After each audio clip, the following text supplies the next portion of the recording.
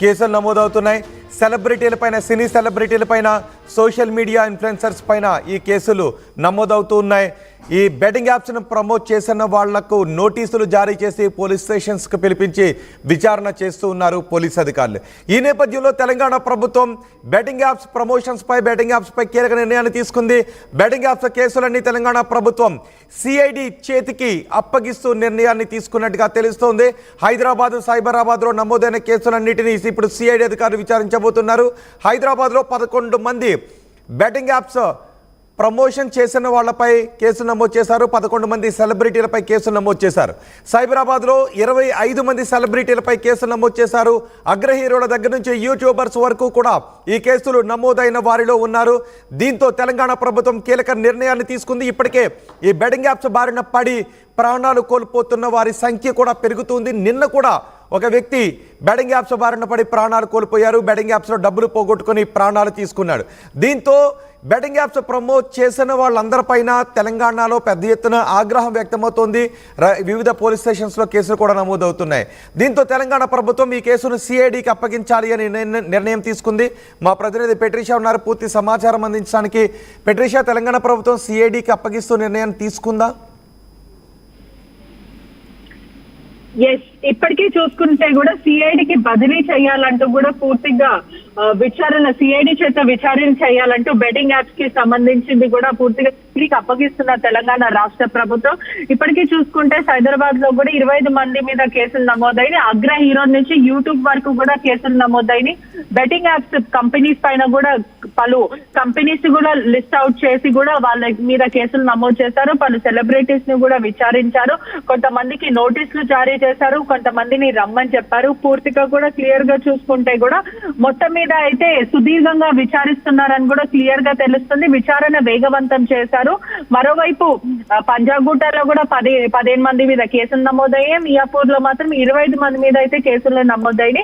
సుదీర్ఘంగా విచారిస్తున్నారు. ఇప్పటికే సంచలనం సృష్టిస్తున్న బెట్టింగ్ యాప్ కేసు సిఐడికి క్లియర్ గా బదిలీ చేయాలంటూ కూడా పోలీస్ శాఖ పూర్తిగా నిర్ణయం తీసుకుంది. హైదరాబాద్ కమిషనరేట్ కి పరిధిలో అనేక కేసులు కూడా నమోదవుతున్నాయి. పలు రాష్ట్రాల్లో కూడా కేసులు నమోదవుతున్నాయని కూడా తెలుస్తుంది. హైదరాబాద్ లో 25 మంది అయితే, పంజాగుట్టలో 15 మంది టాప్ హీరోస్ నుంచి హీరోయిన్, యాక్ట్రెస్ అందరి పైన కూడా, అదే కాకుండా నిర్వాహకుల పైన కూడా కేసులు నమోదవుతున్నాయి. వాళ్ళని కూడా పిలిచి విచారించే అవకాశాలు అయితే కనిపిస్తుంది. కొంత పెద్ద ఎత్తున అయితే దర్యాప్తు చేస్తున్నారు. ఒకవైపు సిఐడికి బదిలీ చేయాలంటూ తెలంగాణ రాష్ట్ర ప్రభుత్వం డిసైడ్ అయింది. ఇప్పటికీ చూసుకుంటే పలువురిని ఎంక్వైరీ చేశారు. మరోవైపు చూసుకుంటే కూడా ఏదైతే ఆర్థిక పరమైన ఫైనాన్షియల్ ఎంత డబ్బులు వచ్చాయి, ఆ తర్వాత హవాలా డబ్బులు ఎక్కడి నుంచి వచ్చాయి, అదే కాకుండా మనీ లాండరింగ్ జరిగిందంటూ కూడా ఈడీ చొరవ చేసుకునే అవకాశాలు అయితే కనిపిస్తున్నాయి. ఇప్పటికే రాష్ట్రం దాటి కూడా డబ్బులంతా వెళ్ళిపోయాయంటూ కూడా అనుమానాలు వ్యక్తం అవుతున్నాయి. చైనా యాప్ కి సంబంధించిన వెబ్సైట్స్, బెట్టింగ్ యాప్స్ ఇవన్నీ కూడా పలు బ్లాకింగ్ చేశారు. ఒకవైపు జియో సిస్టమ్ ద్వారా కూడా బ్లాకింగ్ చేయడం, జియో ఫెన్సింగ్ ద్వారా కూడా బ్లాకింగ్ చేశారు. ఇప్పటికే సిఐడికి బదిలీ చేయాలంటూ కూడా నిర్ణయం తీసుకున్నారు. మరోవైపు చూసుకుంటే ప్రధానంగా సెలబ్రిటీస్ కి సంబంధించిన ఆధారాలంతా కూడా సేకరిస్తున్నారు. లోతుగా దర్యాప్తు చేస్తున్నారు. వాళ్ళ ట్రాన్సాక్షన్, లిక్విడ్ క్యాష్ ఎంత తీసుకున్నారు, అకౌంట్ లో ఎంత డబ్బులు పడ్డాయి, ఆ తర్వాత ఎవరిచ్చారు, దాని తర్వాత మేనేజ్మెంట్ వాళ్ళు ఎవరు అని పూర్తిగా కూడా దర్యాప్తు చేస్తున్నారు. మరోవైపు ఒకటే వేదిక పైన సిఐడి ద్వారా దర్యాప్తు చేయాలంటూ కూడా తెలంగాణ రాష్ట్ర ప్రభుత్వం ఫిక్స్ అయిన పరిస్థితి అయితే కనిపిస్తుంది.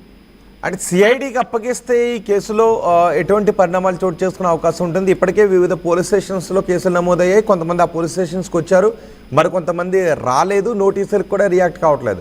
సో ఇప్పుడు సిఐడికి అప్పగిస్తే ఆ నోటీసులు అందుకున్న వాళ్ళకు మళ్ళీ సిఐడి నోటీసులు ఇస్తుందా, లేదంటే వీళ్ళు ఆ స్టేషన్స్కి వెళ్ళాలా, వెళ్ళకపోతే వాళ్ళని పంజాగుట్ట పోలీసులో లేదంటే మియాపూర్ పోలీసులో అరెస్ట్ చేసే అవకాశం ఉంటుందా?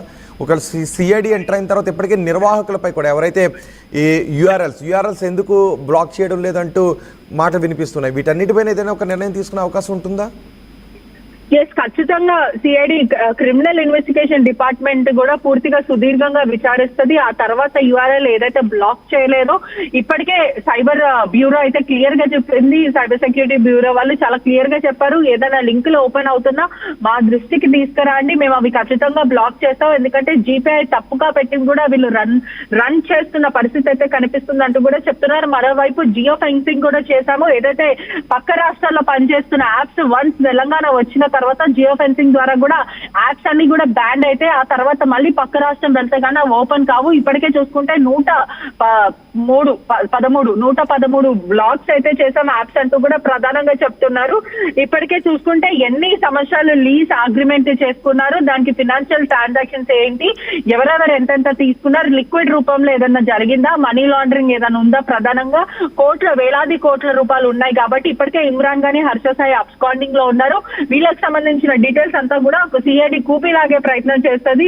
బెట్టింగ్ యాప్ కి ప్రమోట్ చేసిన ఎవరెవరు చేశారు, ఆ పూర్తి స్థాయిలో కూడా ఫినాన్షియల్ ట్రాన్సాక్షన్స్, డబ్బు ఆవాల వల్ల ఎంత జరిగిందనే విధంగా కూడా ఎన్ని కోట్ల ట్రాన్సాక్షన్స్ జరిగిందన్న పూర్తి కూపీలాగే ప్రయత్నం చేస్తుందని మొత్తం మీద తెలుస్తుంది. రైట్ బెట్రిషా, బెట్టింగ్ యాప్స్ కేసులపై తెలంగాణ ప్రభుత్వం కీలక నిర్ణయాన్ని తీసుకుంది. ఇక నుంచి సిఐడికి అప్పగించాలి అనే నిర్ణయం తీసుకుంది. సిఐడి కేసును విచారణ చేసే అవకాశం ఉంది. హైదరాబాద్, సైబరాబాద్లో నమోదైన కేసులన్నింటినీ ఇప్పుడు సిఐడినే విచారిస్తుంది. హైదరాబాద్లో 11 మందిపై కేసులు నమోదయ్యాయి. సైబరాబాద్ పరిధిలో 25 మంది సెలబ్రిటీలపై కేసులు నమోదయ్యాయి. అగ్ర హీరోల దగ్గర నుంచి యూట్యూబర్స్ వరకు కూడా ఈ కేసులు నమోదైన వాళ్ళు ఉన్నారు. కొంతమంది పోలీస్ స్టేషన్స్కు వచ్చి హాజరయ్యారు, కొంతమంది పోలీసులు ఇచ్చిన నోటీసులకు రిప్లై ఇచ్చారు, మరికొంతమంది ఇప్పటివరకు కూడా హాజరు కాని వారు ఉన్నారు.